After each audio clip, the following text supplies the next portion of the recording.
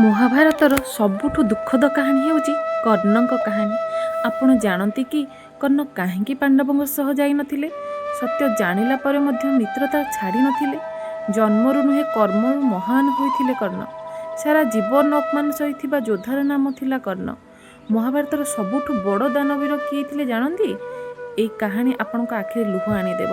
ଶ୍ରୀକୃଷ୍ଣ କର୍ଣ୍ଣକୁ ଏମିତି ସତ୍ୟ କହିଥିଲେ ଯାହା ସବୁ କିଛି ବଦଳାଇ ଦେଲା। ମିତ୍ରତା ପାଇଁ ନିଜ ଜୀବନ ମଧ୍ୟ ଦେଇଥିଲେ କର୍ଣ୍ଣ।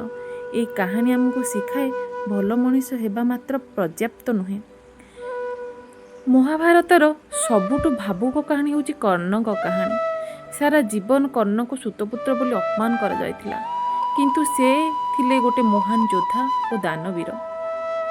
କୁରୁକ୍ଷେତ୍ର ଯୁଦ୍ଧ ପୂର୍ବରୁ କ୍ରିଷ୍ଣା କର୍ଣ୍ଣଙ୍କୁ ଗୋଟେ ବଡ଼ ସତ୍ୟ କହିଥିଲେ। ତୁମେ ସୁତପୁତ୍ର ନୁହଁ, ତୁମେ କୁନ୍ତୀଙ୍କ ଜ୍ୟେଷ୍ଠ ପୁତ୍ର, ତୁମେ ପାଣ୍ଡବମାନଙ୍କ ବଡ଼ ଭାଇ। ଏହା ଶୁଣି କର୍ଣ୍ଣଙ୍କ ଆଖି ଲୁହରେ ଆସିଗଲା, କାରଣ ସେ ସାରା ଜୀବନ ନିଜ ପରିଚୟ ପାଇଁ ଲଢ଼ିଥିଲେ। ତାପରେ ଶ୍ରୀକୃଷ୍ଣ କହିଲେ, ଆସ କର୍ଣ୍ଣ, ପାଣ୍ଡବଙ୍କ ସହ ଯୋଗ ଦିଅ, ତୁମେ ରାଜା ହେବ।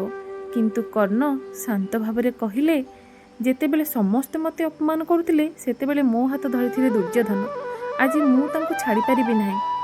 ଏହିପାଇଁ ଆଜି ମଧ୍ୟ କର୍ଣ୍ଣଙ୍କୁ ମିତ୍ରତା ଓ ଦାନର ସବୁଠୁ ବଡ଼ ପ୍ରତୀକ ଭାବେ ମନେ କରାଯାଏ। କେମିତି ଲାଗିଲା ସାଙ୍ଗମାନେ ଏହି ଷ୍ଟୋରିଟି?